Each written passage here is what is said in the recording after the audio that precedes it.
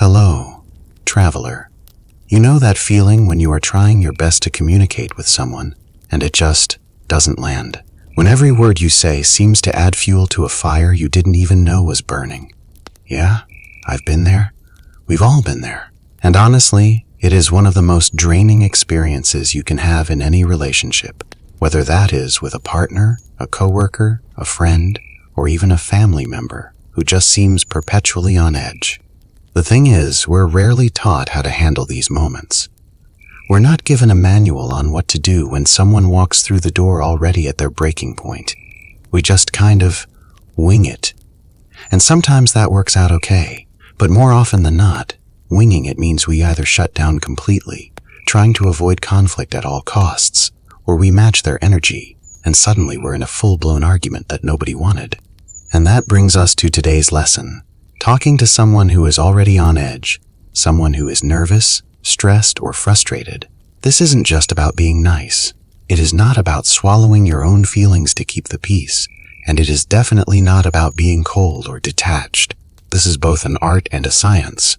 It is about understanding how the human brain actually functions when it is under stress, and then using specific strategies that reduce conflict, protect the relationship, and most importantly, keep you from losing control in the process.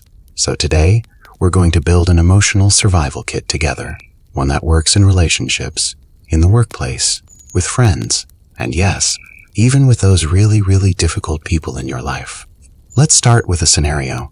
Picture this. Your partner comes home after an absolutely brutal day. They've had back-to-back meetings, deadlines breathing down their neck, important decisions to make, problems piling up left and right. Their brain is already at maximum capacity. There is literally no room left to process anything else. And then you ask them completely innocently, "Hey babe, what should we do for dinner tonight? Did you pay that bill? Did you call the plumber?" Now, these are simple questions, neutral questions, perfectly reasonable questions. But here is the thing, to a brain that is already saturated, already maxed out, these questions don't sound simple at all. They sound like invasive notifications popping up one after another, like alerts demanding immediate attention when there is no attention left to give. And this isn't the person being difficult or having bad intentions. This is mental overload. This is what neuropsychology calls decision fatigue, a very real phenomenon where making successive decisions throughout the day literally depletes your mental resources. It affects your patience, your clarity, your ability to tolerate frustration. It is not personal, it is physiological. So what do we do about it? Well, there are two really effective techniques for handling this exact situation. The first one is what I call the 3-question rule, and it is beautifully simple, almost foolproof, actually. Here is how it works. When someone comes home from work or from a stressful situation, you limit yourself to 3 essential questions. And they need to be genuinely important questions. Okay, if other questions pop into your head, and they will, you make a mental note and save them for later. Now, this might sound overly simple, maybe even a little silly, but this technique dramatically reduces emotional explosions, misunderstandings, and that awful feeling of being constantly nagged or pressured. It works because it prevents you from adding more mental load onto someone whose brain is already in a vulnerable state. You are giving them space to decompress instead of demanding more processing power they simply don't have in that moment. The second technique is the timing check. This one involves asking yourself internally, does this really need to be discussed right now, or can it wait a little longer? Multiple studies in emotional regulation show that timing and context directly influence the tone of our interactions. Timing and context. That means many conversations that turn into arguments would be perfectly resolved if they just happened 20 minutes later in a calmer context with a more appropriate tone from both people. So the rule is straightforward. If the topic isn't urgent, it can wait. And if it can wait, let it wait. Simple as that. And look, this isn't about being careless or ignoring important things. This is a pacification strategy. This is about choosing your moments wisely so the conversation actually has a chance to go well. Now, let's talk about something kind of unpopular, but absolutely unavoidable. Knowing how to listen. Really listen. Yeah, I know. Everyone thinks they know how to listen, until they realize that what they're actually doing is just waiting for their turn to talk. And when you are dealing with someone who is already stressed or upset, not listening properly can escalate things fast, because if you react too quickly, it creates this sense of being attacked, of being in competition, or of having your words dismissed before they're even fully out. But hold on, listening, well, doesn't mean sitting there nodding like a robot, pretending to agree with everything the person says. That is not genuine listening either. That is performative agreement, and people can sense it. So what actually works?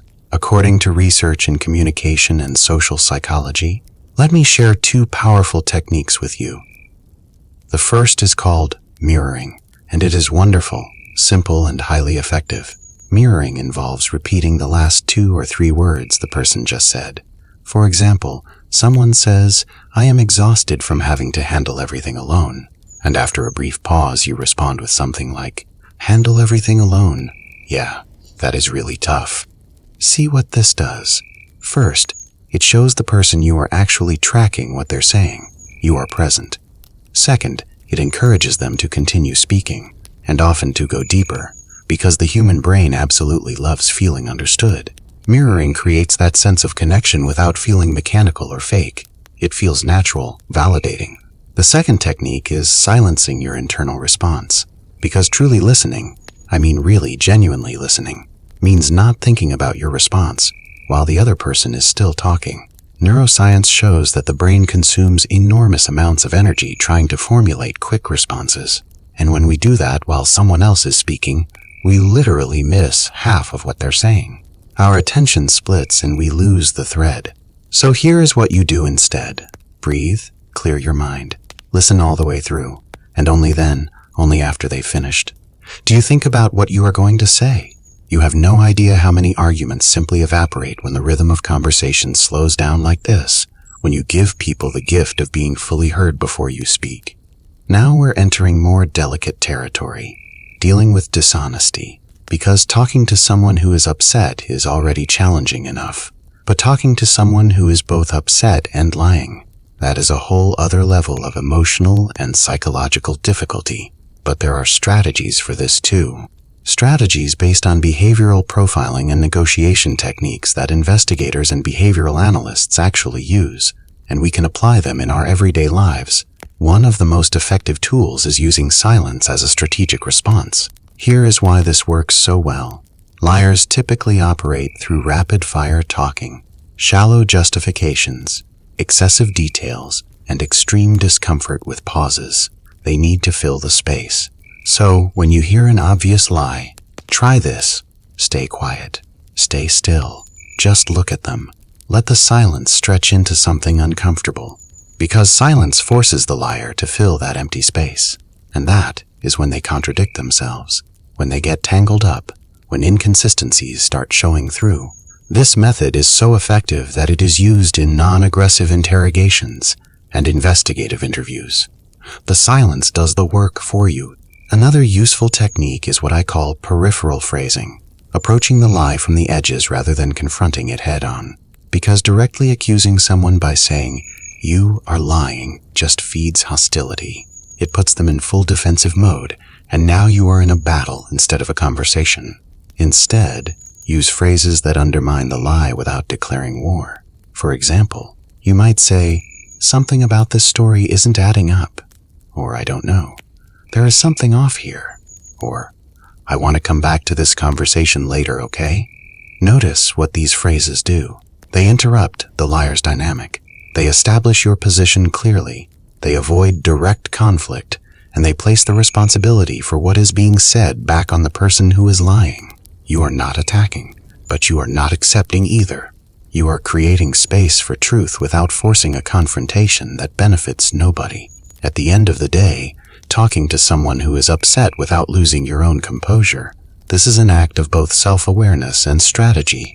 It is not about winning arguments.